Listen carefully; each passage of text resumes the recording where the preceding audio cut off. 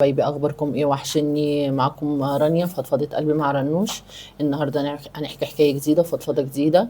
ويا ريت تفعلوا الجرس وتبعتوا لي بتتابعوني من انهي البلد. النهارده فضفضتنا.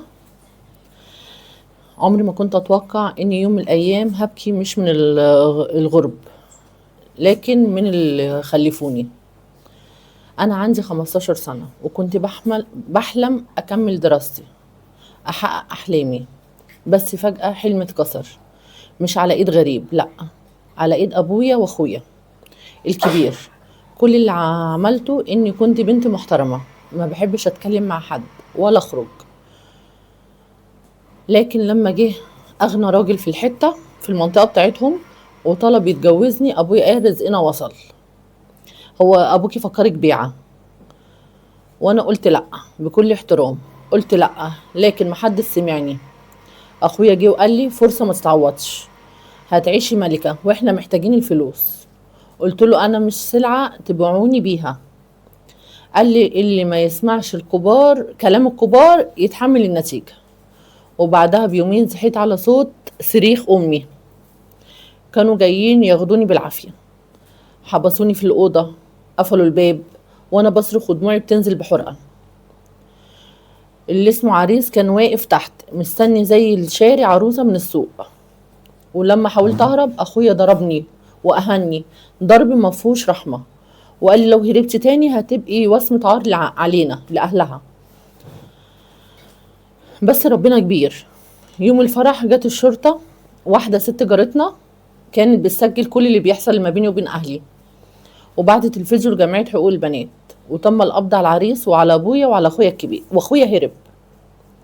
دلوقتي أنا ببدأ من جديد، بس مش ناسية إن الجرح مش من غريب، الجرح من أهلي، من دمي. بس رغم كل ده أنا واقفة وهكمل وأحكي حكايتي لكل بنت عشان ما تسكتش، ما تتنازلش، ما تبيعيش نفسك عشان يرضوا عنك. انت مش للبيع، انت انسانه وكرامتك اغلى من الذهب. هي القصه دي فعلا حقيقيه، وبنتي كاتباها وبعتها لي، وقالت لي اهلي فعلا كانوا عايزين يبيعوها عشان خاطر الفلوس، هم محتاجين. لكن لا، انت دي بني ادمه وليها راي وليها حقوق عندك، انت ما تتعاملش معاها كسلعه. هي حبت توصل لكل بنت الحوار ده، عشان في بنات كتير بتتنازل وبتسمع كلام اهلها تقول لي عشان اهلي ما يغضبوش عليا.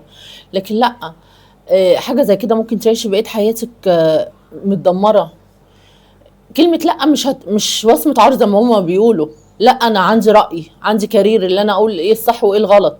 افرض انا فعلا بني ادم مش ما يناسبنيش بجميع الاشكال، ليه اقول عشان خاطر ابويا، من اقنع ابويا اللي هو ده ما ينفعنيش. الفلوس هتروح وتيجي، لكن البني ادم هو اللي هيفضل معاكي. عشان كده ما فيش بنت تسكت عن حقها. انا مش بقولك تقلي ادبك ولا تعترضي بطريقه غلط، لكن هي لا، قولي لا. هيعملوا لك ايه؟ هيضربوكي مره، التانية خلاص هيزهقوا، هيلاقوكي انت عندك حق. لكن هي حبت توصل المعلومه دي. ما فيش بنت تسكت عن حقها مهما كان مين، مهما كان البني ادم اللي قصادك. اخوكي عايز مصلحته وبس. معلش، باباكي ومامتك مش هيكملوا معاكي، ليهم وقت وهيروح، وهتلاقي نفسك مع البني ادم الغلط اللي هم اختاروهولك. عشان كده هي صح، انا معاها في الكلام. كلمة لا هتعوضها عن حاجات كتير، مش هتضيع حياتها، مش هتضيع عمرها مع بني ادم هي مش حباه. ده رأيي، ويا ريت استنى رأيكم في الكومنتات وتقولي لي هي صح ولا غلط، واستنى رأيكم